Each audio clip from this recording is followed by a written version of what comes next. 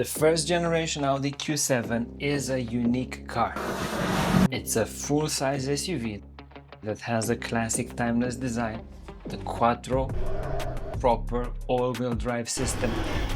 And for many people, the Q7 might be a bargain to buy or to own if only they knew how easy it is to upgrade. The short version, we are looking at headlights, taillights, Android screens, rear view cameras, digital instrument clusters, and ambient lighting. The long version, hello everyone, I am Bogdan. I help people upgrade their cars, and in this video I will share with you how you could make the first generation Audi Q7 great again. For those of you that are DIY enthusiasts, you know the deal. Links will be available below.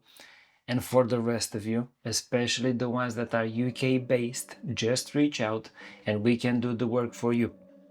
Let's set some context. The first generation Q7 was sold from 2005 until 2015. In 2010, it received a facelift, which gave the vehicle LED headlights, LED turn signals, LED taillights, and better interior media units and trim.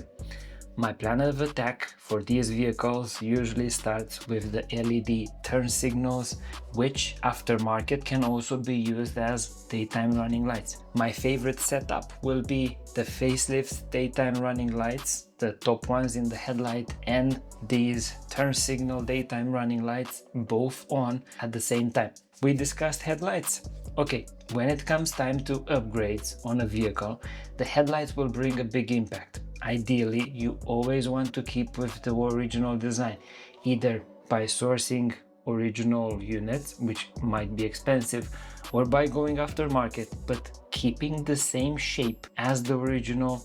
I mentioned it so many times, the facelift design is the option that I recommend. AliExpress, eBay, Amazon are your best friends. Now, don't get distracted by the fancy newer crazy design. This is especially if you ever want to sell the car at a decent price. For those of you that have the original facelift headlights already and are seeing them becoming yellowish or oldish, consider changing the outer case, the outer shell. That is something that is available and will have a serious impact on the looks of the vehicle. Tail lights on this vehicle ask for tint, but don't go with the darkest tint possible. Use the lightest dark tint that you can get. The shape of these tail lights allow you to install it quite easily, and you can do it even as a DIY project. The ideal version is to have the facelift LED tail lights and apply a really light dark tint to them, and that is a design that will be timeless. Here is also important to mention that if you're changing those tail lights, you will need to water test these units, because with aftermarket units you run a big risk of the gaskets not sealing properly and water getting inside of the vehicle, and that is a recipe for all sorts of crazy problems along in time. We move on to the interior, and this is where we get our first contact, or we get our first interaction with the Android screens. Different sizes are available, but my favorite ones are the ones that keep the OEM look.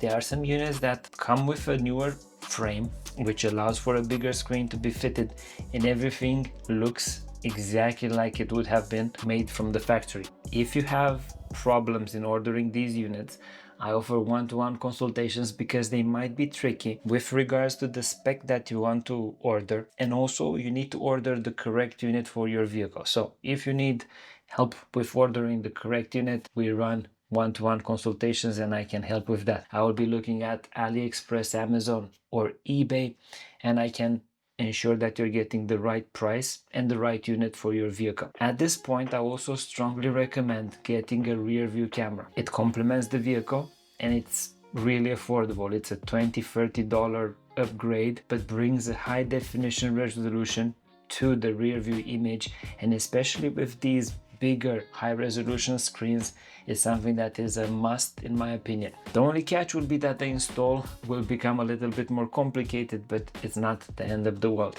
To also consider, if you want higher resolutions and you want newer, fancier tech, is the digital instrument cluster. For the Q7, I found this product that will change the interior completely. The instrument cluster plus the media screen in the same frame as a unit. It's a replica of the virtual cockpit, and it brings the 2025 technology in an older vehicle, but it's quite well integrated with the vehicle.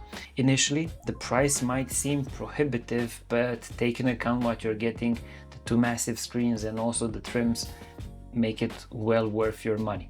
The last thing to consider, ambient lighting. It is the finishing touch. It will make the interior come alive, and this is where you should consider the generic kits, but always search for the ones that give you access to controlling the intensity and the color of the light. Or if you want something more specific for your vehicle, you have the option of buying something that is replacing the trims that you already have in your car. At this point, you have managed to transform an older generation Q7 at a fraction of the price to a vehicle that is relevant in 2025.